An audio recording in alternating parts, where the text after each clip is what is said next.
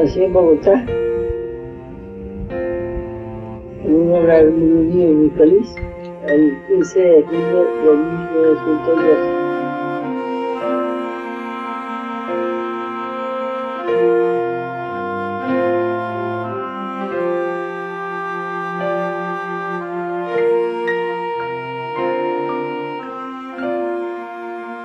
Era sobrina nieta del arzobispo de la Primado de Colombia, Bernardo Herrera Restrepo. Eso tenía que influir mucho en marcarle la casa. Su papá era un tipo republicano y demócrata, y liberal. Y yo creo que surge con un sentimiento de la compasión muy fuerte, que de alguna manera era la visión que se esperaba de las mujeres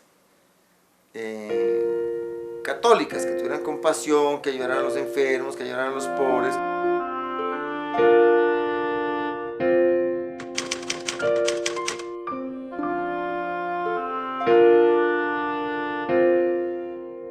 Fernando Carrizosa y Dolores Herrera, los padres de María, coincidieron en brindarle a su hija oportunidades muy escasas para las jóvenes bogotanas de los años 20. Gracias a ellos, María tuvo una educación de avanzada para su época. Hay una historiadora, Lucy Cohen. Ella le atribuye al cuarto Congreso Internacional Femenino que sesionó en la ciudad de Bogotá entre el 16 y el 20 de diciembre de 1930, cuando María tenía aproximadamente 18 años, el haber sido una experiencia organizativa expedita para las colombianas. En ese congreso que sesionó en Bogotá, bajo la presidencia de Georgina Fletcher, las delegadas aspiraban a lograr el compromiso del gobierno del presidente Olaya Herrera en la concreción de sus reivindicaciones, que para ese momento eran fundamentalmente políticas, ¿no es cierto? Eran reivindicaciones económicas, el derecho al manejo del patrimonio, el derecho a la educación, el derecho al voto que se prolongó tanto, ¿no es cierto? Pero fue un congreso con muchas ponencias de distinto tipo, que sesionó en Bogotá. Eso, la prensa, por ejemplo, informa sobre la gran actividad que hubo en el Teatro Municipal, por ejemplo, o en distintos tipos de escenarios en donde se planteaba las reivindicaciones, digamos, de las mujeres, ¿no? Entonces, en ese sentido, pues los años 30 fueron años muy activos desde el punto de vista de las discusiones a favor, en contra, neutras, en relación con los derechos de las mujeres. Entonces, digamos que ese fue el contexto en el cual se desarrolló la juventud de María, ¿no es cierto?, de María Carrizosa. El hecho de que la mujer no fuera a la universidad, no tuviera derecho legal de ir a la universidad. Óigame, pues, es que hay toda una concepción del Estado y de la sociedad. Que no tenga derecho de ir a la universidad, pues nos dibuja claramente cuál es el rol que la sociedad esperaba de la mujer.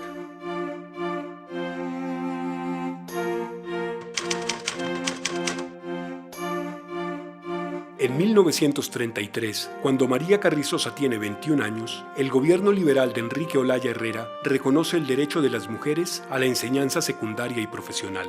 Surgieron entonces iniciativas pedagógicas como la Escuela de Trabajo Social, fundada por María Carulla en 1936, a la que ingresa ese mismo año María Carrizosa. Mi madre acaba estudiando en la Escuela de Trabajo Social cuando doña María Carulla Soler la abre. Y mi mamá se gradúa, la primera persona que se graduó, lo cual pues es un dato simbólico. Coincidieron, por ejemplo, con la creación de iniciativas de obras sociales, como por ejemplo la Casa del Pueblo, que funcionó como servicio médico, consultorio social, etc. Después, cuando se fundó la Escuela de Servicio Social María Carulla de Vergara, ella emprendió este proyecto educativo que fue pionero, María Carrizosa resuelve formarse en servicio social, en trabajo social, en lo que después sería trabajo social, Y allí, pues, además de sus relaciones de amistad, se relacionan en términos de maestra-discípula, digámoslo así, ¿no es cierto?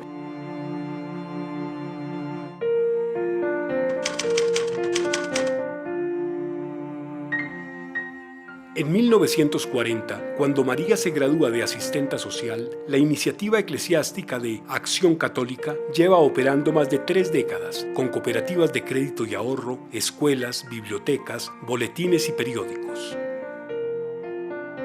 En el año 51, 52, la curia le entrega la dirección del Boletín de Noticias de la Acción Católica Colombiana.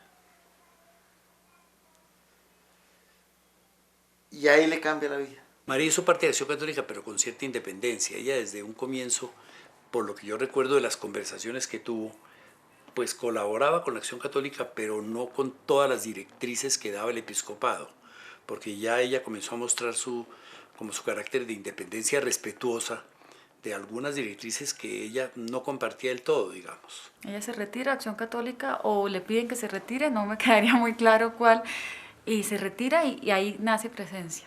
Total que llegó a su casa ese día con una quinta hija.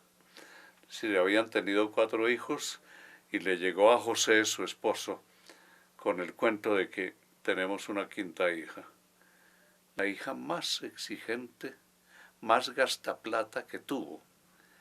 En algún momento tuvieron que vérselas con la deuda que les dejó el hombre, un italiano, que les había vendido la imprenta y de repente desapareció. Y mi papá, en un gesto muy reconocible, realmente muy admirable, se echa el taller de impresión a cuestas, cuya misión única era financiar la revista. Creo que en ese momento José estuvo a punto de odiar la revista y de odiar a María. Pero era tanto el entusiasmo que ella tenía. Ella decía que cada número que salía lo celebraban como si ella fuera la directora de la revista Life. La revista tenía 5.000 suscriptores a mediados de los años 50. Y dudo que existiera alguna otra publicación en la República que tuviera esa circulación, tal vez Cromos. Es una historia divertidísima la que ella contaba de sus hazañas financieras para obtener el dinero. Es que pensar en sostener una revista y sacar esa revista mensualmente, ya eso constituía una aventura financiera. Y ella hacía todo lo que era necesario para que la revista no le faltara a sus suscriptores cada mes.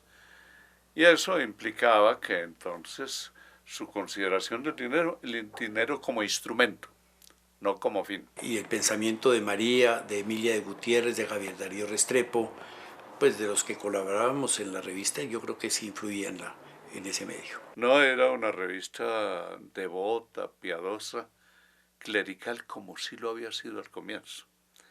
A ella le alarmó mirar en los primeros números, y que eran unos números en que era toda la visión muy piadosa que podía tener un sacerdote en esos tiempos.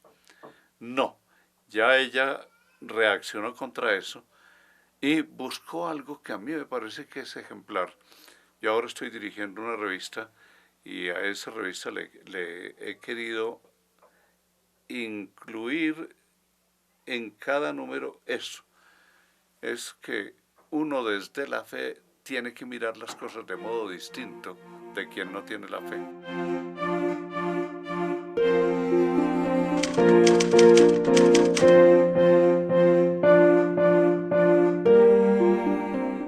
Desde su nacimiento en 1953, la revista Presencia, en más de 600 números, estimuló la formación de lectores activos en los debates políticos y sociales más importantes de su época. Además, a sus trabajadores le brindó condiciones laborales que redundaron en su bienestar. Alrededor de Presencia, María también generó programas de asistencia y asesoría matrimonial, como fue Matrimonios Asesores. ella le preguntaba a uno cómo vive. Nosotros o sea, yo le contaba porque, como era así, yo sí he sido no, señora María, pues yo vivo así, yo tengo mi camita, tengo un hijo, porque en ese tiempo tenía un hijo nomás. Tengo un hijo y tengo mi camita, tengo mi reverbero. Entonces, para cocinar, y ella como le gustaba que uno le contara todo eso. Entonces ella ponía cuidado y llevaba esas cosas muy pendientes. Como no teníamos casa, como vivíamos en arriendo, que trastié para acá, trastié para allá, y como yo siempre contaba, o sea, a nosotros siempre contábamos la vida de nuestro hogar, que el marido, que no sé qué, que se más. Entonces ella vivía pendiente de eso. Entonces fue el famoso programa, que yo no sé si fue que compraron un lote en San Mateo, y ellos mismos, no sé cómo, construyeron, pero yo no me fui para allá. Se fue la mayoría de gente, pero yo no me fui para allá.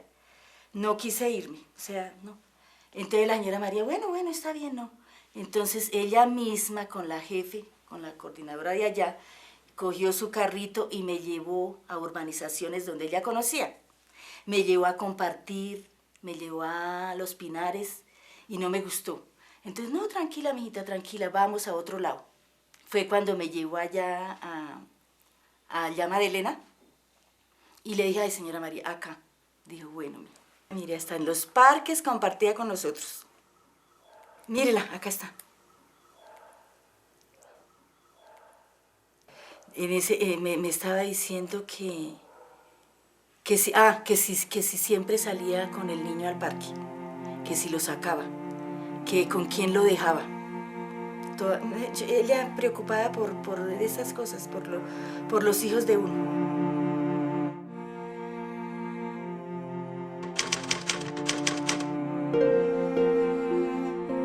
La profunda espiritualidad de María determinó el contenido de la revista Presencia y le permitió analizar de manera crítica las problemáticas de la sociedad colombiana a partir de la separación conceptual entre iglesia y fe, institución y misterio. A mí me llama mucho la atención que ella invoca la autoridad del Papa, la autoridad de las encíclicas, especialmente en lo que tiene que ver con con la doctrina social de la Iglesia, con el compromiso de la Iglesia con estos grupos que se suelen denominar más desfavorecidos de la población. Pues yo realmente desde mis lógicas desconozco mucho los elementos sobre la espiritualidad, pero sí la veo muy plasmada en sus artículos, ¿no? Y muy orientada hacia el compromiso social, ¿no? Entonces es de nuevo lo que yo estoy como más dispuesta a ver, ¿no es cierto?, el compromiso social. Pero indudablemente un aspecto que yo quisiera como destacar a ese respecto es como esa ética social que acompaña pues su verbo, su palabra, pero también su práctica, ¿no? Eso sería lo que yo podría decir, y que es una ética social derivada precisamente de su gran espiritualidad, ¿no? Digamos que uno puede tener una visión una actitud hacia la pobreza de solidaridad y la caridad y de apoyo y de ayuda, y esa es una manera de ver las cosas y si se quiere muy cristiana o muy católica en algún momento, pero a los finales de los 50 empieza a haber a nivel latinoamericano un movimiento de rebelión contra las causas de la pobreza que lo desencadena un obispo brasilero, Helder Câmara, obispo de Recife, y se empieza a crear aquello que más tarde se llamó la teología de la liberación, el grupo Golconda y todo esto, que también es acompañado por el Concilio Vaticano II, donde la Iglesia de alguna manera se revela contra las causas de la pobreza, o esa relación con la pobreza de que pobrecitos los pobres y hay que ayudarles, y señoras de la sociedad, llévenles ropita vieja a los hospicios de los niños y a los orfanatos y ayuden. Esa visión que aún subsiste y es muy común, a la visión de entender que la pobreza es causada por una situación social y que hay que resolver la estructura social y el contrato social, si se quiere, la repartición de los beneficios y los esfuerzos de la sociedad entre los distintos miembros de ella y revolucionar el mundo. Esa visión, pues digamos que es la visión marxista de la cosa. Yo no pienso que mamá haya llegado a tener una visión marxista del problema, ni lo haya aceptado, además porque su visión católica no la dejaba arrimarse al marxismo, pero sí una visión, un entendimiento social del problema. Hubo un momento en que había como dos tendencias. Unos que decían, yo prefiero equivocarme con el pastor a acertar sin él. Y otros como María que decían, yo obedezco al pastor, hablo de pastor, las directrices de la iglesia en lo social y lo político, pero cuando llega, hay en ciertos momentos, si no estoy totalmente convencida, difiero de él, o convencido.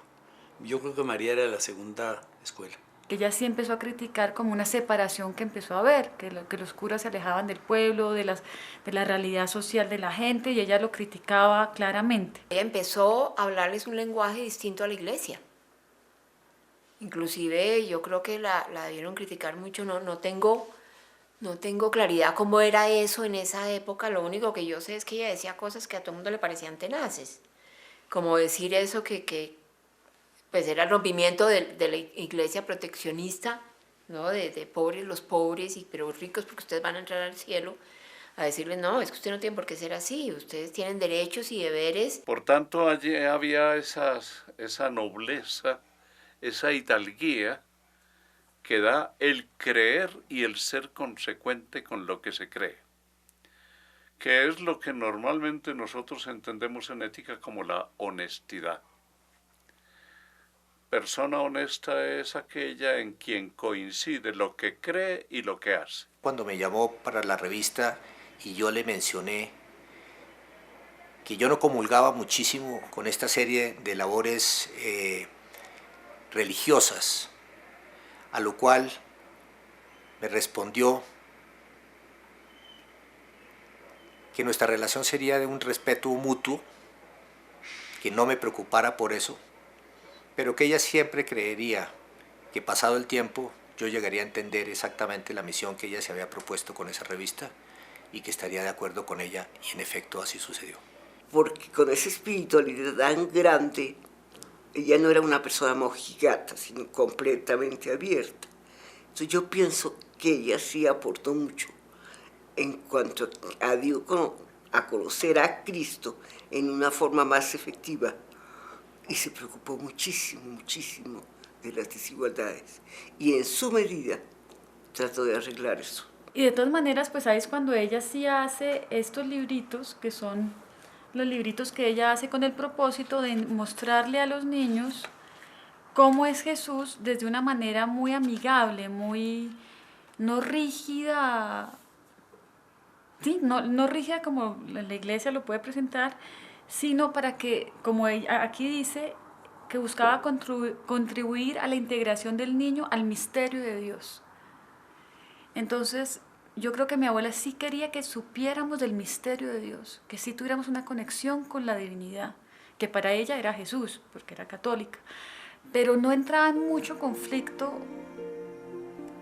que se llamase de otra manera o que fuera de otras formas mientras existiera una conexión con Dios.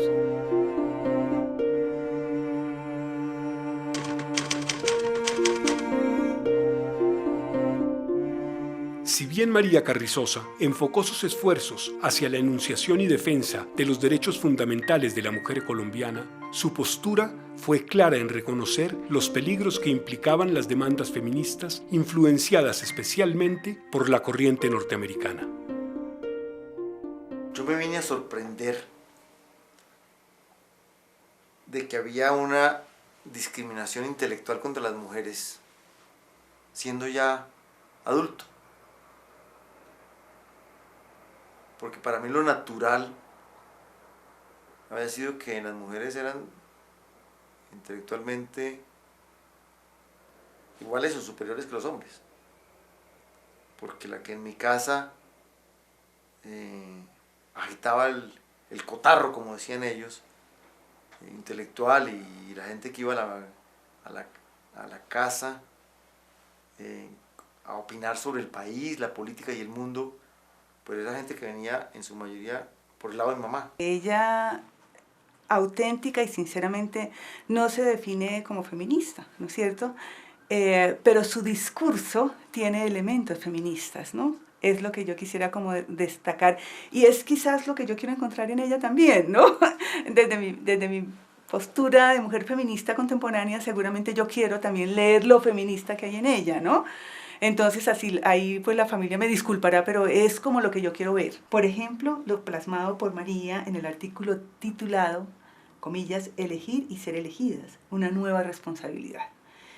Entonces ella nos dice lo siguiente, comillas, hasta ahora la voz de la mujer no ha sido sino pasiva y no se la ha tomado en cuenta, sino escasamente como simple consejera del hombre, pero no como determinante en las leyes que rigen la educación, la protección del niño, la situación de la mujer fuera y dentro del matrimonio, la defensa de la familia, la prevención del castigo y del delito.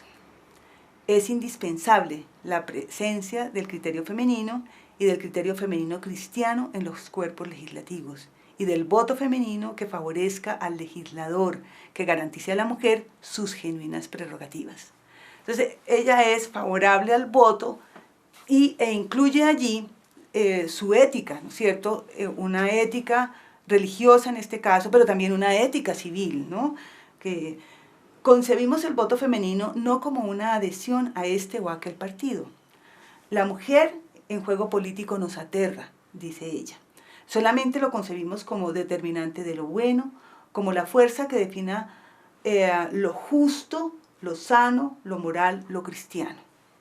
Llámese de esta o de aquella manera, venga de este o de aquel la corriente. Yo creo que ahí hay una insinuación del pluralismo también, del cual ella era relativamente respetuosa, ¿no es cierto? Porque también era, por ejemplo, crítica frente a las corrientes marxistas que también tenían alguna circulación en nuestro medio de entonces, ¿no? Era una época muy agitada, ¿no? Su interés y su necesidad de que hubiera igualdad en los sexos e igualdad en las oportunidades de todo el mundo. María y Emilia les ponían en esa época a los copetones que había en Bogotá boronas en las ventanas para que los copetones vinieran a comer algo. Y como ya había palomas, y la paloma es más grande que el copetón, llegaban a pelearle al copetón sus boronas, se ponían muy molestas porque decían no hay derecho de que los traten como tratan a muchas mujeres los maridos, como tratan muchos patrones a sus empleados, es decir, quitándoles la comida de todos los días. Yo creo que tenemos una escala ahí de ser entre feminista, entre hacer, darle oportunidad a la mujer de jugar un rol en la sociedad sin perder y sin sacrificar uno de sus roles que es de esposa y mujer, ¿no es cierto? Y mamá. Ella era muy mujer, ¿no? Y se horrorizaba en tiempos que yo estuve aquí en Colombia, el mayor porcentaje de muertes de mujeres era por aborto provocado y mal hecho. Y ella sufrió mucho con esa situación, sin poderlo arreglar. El control de natalidad creo que fuimos muy claros en que no, ¿cómo te digo? En que no nos apartamos de la línea de la iglesia en esa época, porque no había el problema demográfico, porque no había los, ¿qué te digo? Los recursos que hay hoy día para controlar la natalidad. La tendencia, lo que nosotros defendíamos era el control natural de la natalidad, no con los métodos anticonceptivos, pero sin hacerle mucho énfasis a eso. Sobre el divorcio sí éramos más enfáticos en que había que permitirle al cónyuge una solución más humana que la simple separación de cuerpos, que lo mantenía unido católicamente al otro cónyuge y no le permitía rehacer su vida en nuevo matrimonio. Tuvimos inclusive algunos enfrentamientos o puntos de opinión distintos a la jerarquía con el cardenal Concha. Examinando varias de sus colaboraciones en la revista Presencia, se puede advertir una solidaridad completamente radical en relación con la condición de las mujeres. Yo aprecio mucho un artículo que se llama Una vida como muchas, ¿no? Que esto lo podemos encontrar y consultar en la número 55 de 1956. Ella plantea lo siguiente: diversas circunstancias me pusieron de nuevo en contacto personal con aquella muchacha que en épocas pasadas y por mucho tiempo estuvo vinculada a mi vida y a mi casa. Elena es su nombre. Hace 10 años tenía 25, pero hoy en día su edad es indefinida. Es casada y madre de 3 hijos. La vi de nuevo manejando un rústico trapiche, perdido entre el bonito cafetal que circunda la humilde casa que alberga la familia. Ella estaba descalza, cubierta con un traje que hacía gala del tiempo de su uso. La anemia le saltaba al rostro y sus parejos dientes, antaño fondo de su franca y simpática sonrisa, habíanse ido quedando en cada maternidad. Entonces, a mí me conmueve muchísimo, muchísimo esta manera de expresarse solidariamente en relación con el sufrimiento de sus congéneres y principalmente pues de sus congéneres de los sectores populares, ¿no? Yo no creo que según la definición moderna de feminismo uno la pueda meter, pero si uno analiza el contexto de ella histórico y uno mira lo que ella hizo, sin duda para su época era una mujer de avanzada y feminista en su época. María fue precursora en muchas cosas. Es decir, yo hoy miro a todas estas feministas con sus causas actuales feministas como unas pobres aprendices frente a lo que fue María en su tiempo.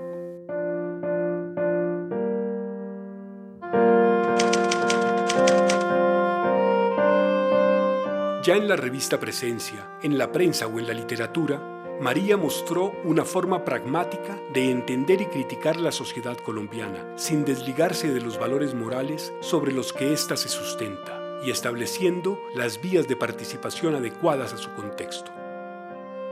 Las corrientes contemporáneas sobre la escritura de las mujeres, que conozco por mis conversaciones con la profesora Ángela Inés Robledo de Literatura de la Universidad Nacional de Colombia, me permiten advertir que el material proporcionado por María en Adán y Evita, Cuadros de costumbres bogotanas, tiene el gran mérito de haber asumido el desafío de la escritura en primera persona. Ella habla desde su función social de esposa y administradora de hogar. Habla de algo que es en cierto modo impensable, como es la intimidad familiar, la intimidad de la pareja, ¿no es cierto?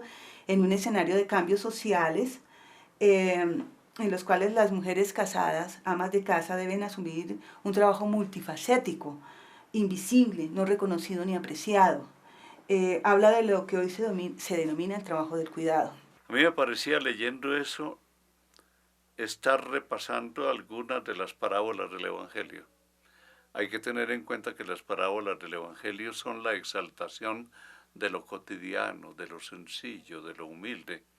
Y ella en esas historias hace esa exaltación de lo sencillo, de lo humilde, de la vida cotidiana de la gente y del hogar.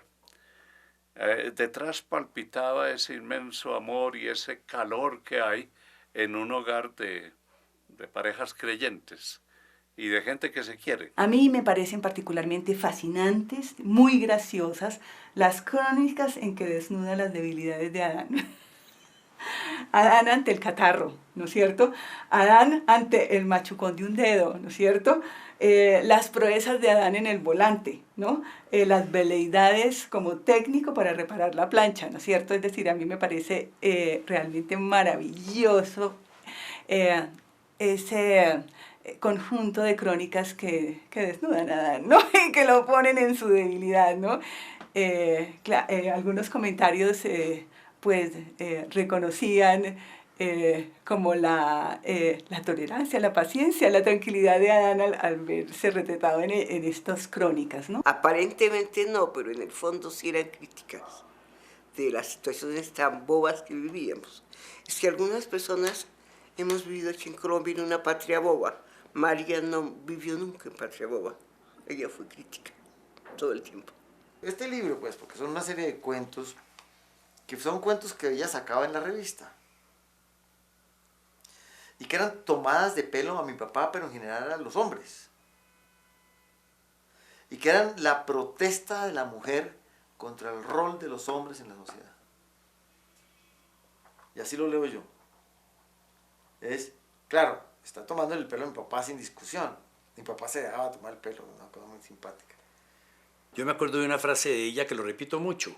Cuando en alguna reunión se habla del matrimonio, María decía, hablando de su marido, yo de José nunca he pensado en separarme, pero en matarlo 1000 veces. Esa es una frase de una filosofía enorme. Todos los casados y todas las esposas piensan lo mismo.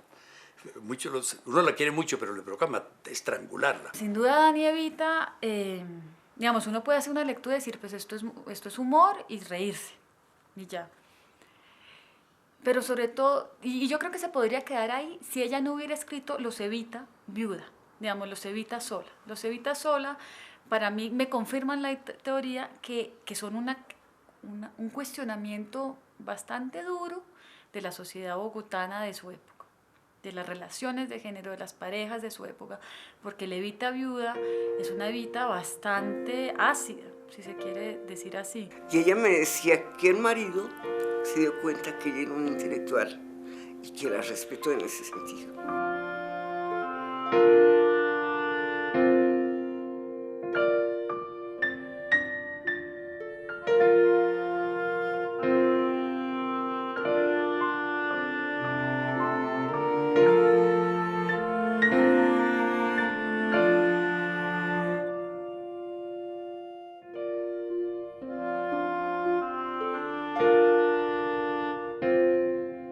Sentimos que ya mi mamá se empezó a ir.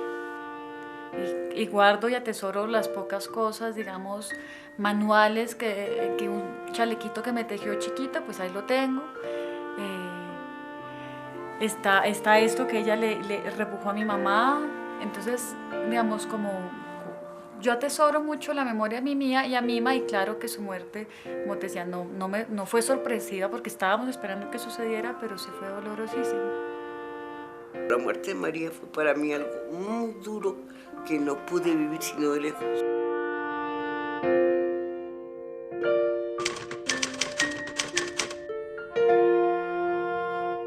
Presente, la tengo a toda hora. Porque por ella soy lo que soy.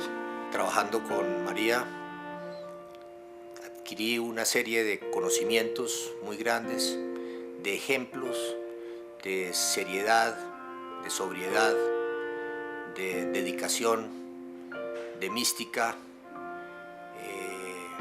y de quijotada que me ha acompañado desde entonces en todos mis trabajos editoriales.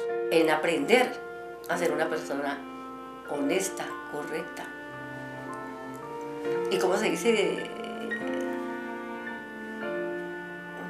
Honesta y correcta, pero también como firmes. Como firme en mis convicciones y sostenerlas. Ella fue para mí el mejor consejero, la mejor mamá, el mejor papá, todo. Yo creo que mucho lo que me enseñó Mima era eso, que había movilidad, que uno no tenía que estar encerrado, enfrascado, de acuerdo al contexto, digamos, del nacimiento de uno.